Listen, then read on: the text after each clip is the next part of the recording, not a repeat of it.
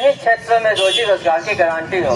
और जो महिलाएं हैं, महिला लोग कहती हैं कि भैया कोई हम लोग घर का तो काम करते हैं लेकिन उसके बाद भी 4 घंटा 5 घंटा समय हम लोग को बचा होता है। कोई ऐसा काम हो जो अपने घर से ही कर ले तो अपने परिवार के लिए हम लोग भी मदद कर सकते हैं, अपने बच्चों को पढ़ाने लिखाने में मदद कर सकते हैं।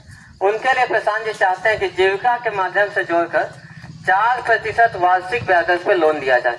आज जीविका के माध्यम से कितना लोन मिलता है? महीने का 1 पैसा, मतलब साल का 12%।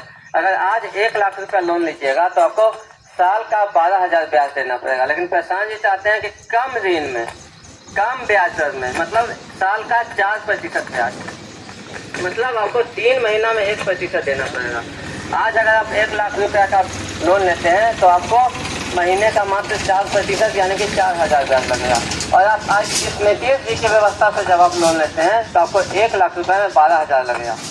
अब इसमें ये बात होता है कि कृषि के लिए क्या कीजिएगा। भारत एक कृषि प्रधान देश है और भारत के 90% लोग किसी न किसी रूप से कृषि से निर्भर है। आज धान गेहूं नहीं होगा तो आधा से ज्यादा लोग बिहार छोड़कर पलायन कर लेंगे। पहले से तो पलायन हो गया ही और आधा यह भी हो जाएगा। तो कृषि को कैसे बचाया जाए? तो प्रशांत जी चाहते हैं कि नकदी फसल की खेती पे, जैसे धान गेहूं हो गया वो नकदी फसल नहीं होता, नकदी फसल में सब्जी आता है, मसाला आता है, तंबाकू का खेती होता है। तो नकदी फसल की खेती पे मुफ्त में मनरेगा के तहत मजदूर मुहैया कराया जाए।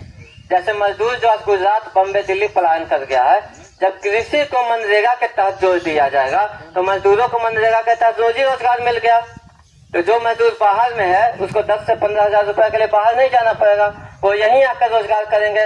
और किसानों को मुफ्त में मजदूर मिल गया। इससे क्या होगा कि जो पूंजी जो थी, जो घाटा होता था खेती में, वो लोग यह कहते हैं भैया खेती तक करते हैं बाकी इतना मजदूरी है ना कि फायदा ना होला। तो फायदा कैसे होगा? जब मुफ्त में मजदूर मिलेगा तब फायदा होगा। और वो कैसे होगा? जब आप महंगा फसल उपजाइएगा तब मजदूर मिलेगा। धान गेहूं में कोई मजदूर देगा? सरकार आपको 10-10 हजार रुपए मजदूरी में दे देगी और 1 लाख रुपए का धाने बेचाएगा तो उसमें तो घाटा हो जाएगा। नकदी फसल पे मजदूर देगी। जैसे सब्जी के उत्पादन में फायदा होता है, मसाला के उत्पादन में फायदा होता है, उसमें मजदूरी भी ज्यादा लगता है, तो वैसे फसलों पे मुफ्त में मजदूर मुहैया कराएगी।